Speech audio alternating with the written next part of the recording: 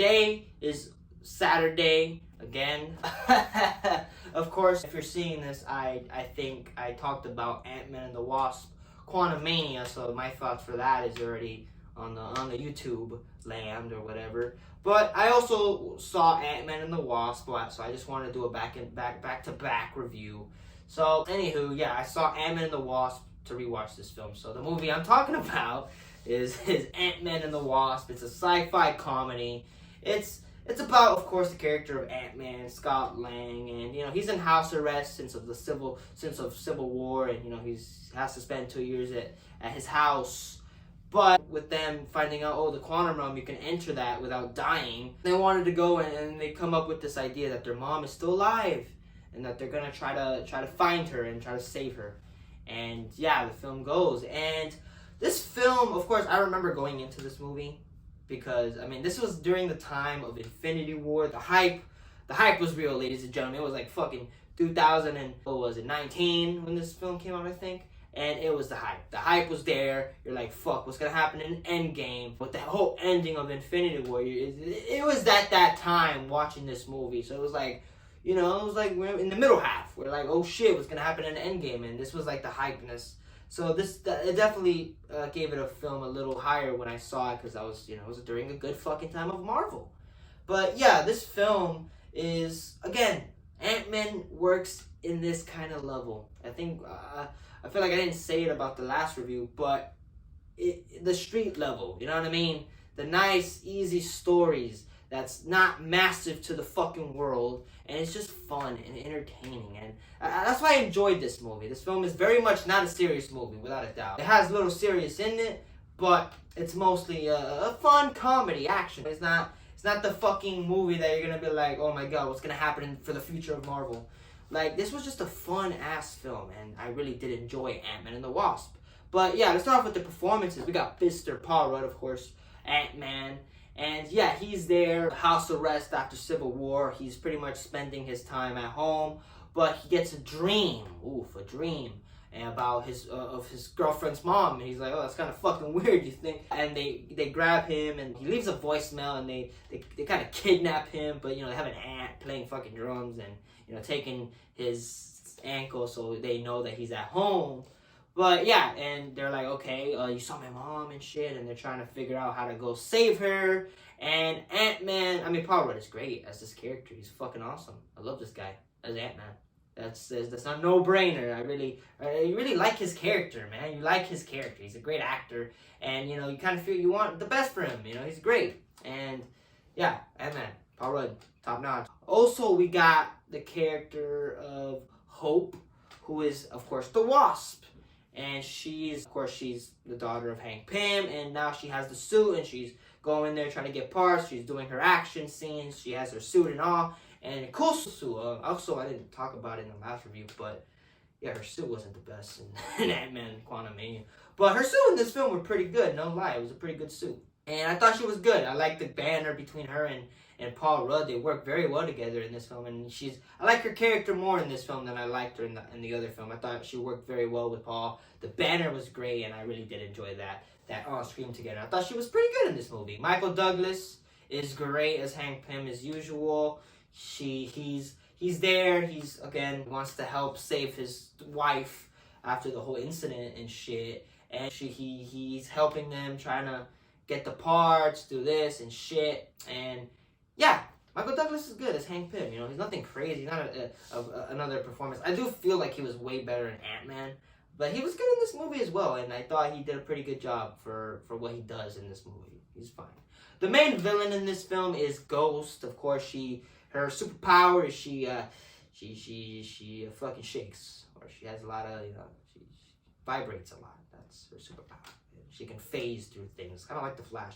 But yeah, her whole point in this movie is to try to help save, funny enough, fucking Michelle Pfeiffer so she can help her stop vibrating. And it's just kind of funny because it's like, because I saw the guy, what's his name, Moist Critical, talk about the movie. He did not like this movie at all, though. But yeah, he was talking about like at the end, they kind of have the same fucking purpose, and it's kind of resolved. It's fucking funny though. Pretty funny. That's a spoiler. Look at this shit. Come on, 2019. Come on. fucking get a hold of yourself. But yeah, it's kind of funny. That's like, she's trying to just stop vibrating, pretty much. And yeah, the villain isn't bad, though. I do think she's a way better villain than Yellow Jacket in that forgettable stage. She's kind of in that stage as well. She's not a villain that's like amazing either. She's not that good. She's not amazing, and she's not bad. She's fine. She's a fine villain. She's fine for what she did in this movie, and she's not. I didn't hate her as a villain. I thought she was fine. And also, Lauren Fishburne is in this movie. Funny enough, he plays one of Hank Pym's partners back then, and he's the one trying to help, you know, the girl as well. I like Lauren Fishburne. He's a really good actor, and yeah, he's okay in this film. Not great, but he's there. He's fine in the movie. Funny, and he's just there. He's fine. Also, they got the guy from Django. He's like one of the gangster guys who wants to give parts to Hope, but also finds out what they're trying to build, so he wants to take the fucking money and try to do it his own way and start a business or something. I don't know. He's there. He's like a side villain. The direction by Mr. Peyton Reed. I think I already spoke about him in the last review. Again, not a director that's a stylistic director by all means. He's there. He's a director who directs big movies. I'm not shitting on the dude. He's doing what he wants and what he loves. I respect him. But, yeah, the film is directed fine. Again, it's kind of like Ant-Man. It's not a worse directed film than Ant-Man. It's the same level of what you expect from an Ant-Man film. The writing, the comedy is great. I love the comedy. It's a fucking funny movie. The film is that when it comes to comedy, it works very well. And, yeah, he's great. The comedy's great. The big serious moments is definitely not the best at all. It really ain't. But it's fine. The comedy's good. It's funny. And I enjoyed the time that I had with these characters for this little short story type film. It was good. It was fun. Oh, I forgot. Michael Pena as Luis. Man, honestly, Ant-Man and the Wasp: Quantumania. Listen, if Luis was in that movie, that too would have went up to a 3. I shit you not. If Luis was in that fucking movie, I'd have had fun. He would have been the nice comedy relief, and it'd be funny. It'd be funny. Luis would be in the fucking movie, right? And like he'll make it interesting because it's Luis, man, and he's great in this fucking movie. He's hilarious. He's awesome as Luis. He's fucking amazing as this character, and he's great. I don't know why I just wanted to bring up Luis. I forgot to say it in that other review. Ugh, I'm talking about Ant-Man Quantumania. I'm trying to talk about Ant-Man the Wasp. Fuck it. But Luis is great in this movie. And what else? What else am I forgetting? The chemistry all around is good. Hope and Ant-Man, they work very well together. They're very solid. They're a very solid duo, and I enjoyed them. The whole family aspect. Of course, Paul Rudd and Casey, they're great. The young girl, they have great chemistry. Dad love, man. Even when he's in this fucking house, who rested for 2 years, he still finds time to find and entertain his daughter. And you just gotta respect that. And I love that from Paul in this film, man. Yeah, the chemistry all around was pretty good. The visual effects, pretty good. Again, it's not amazing visual effects, but it's better for an Ant-Man film. It's good.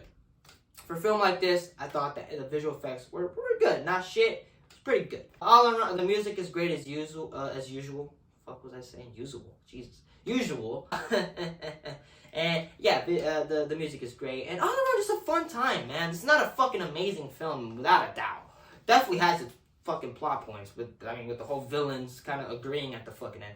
But it's still a fun movie, man. You're staring at the film, you're laughing, you're having a good time. And I felt like I wasn't having that with Quantumania. It was very much, for a film that seriousness kind of got the worst, because it's not that character.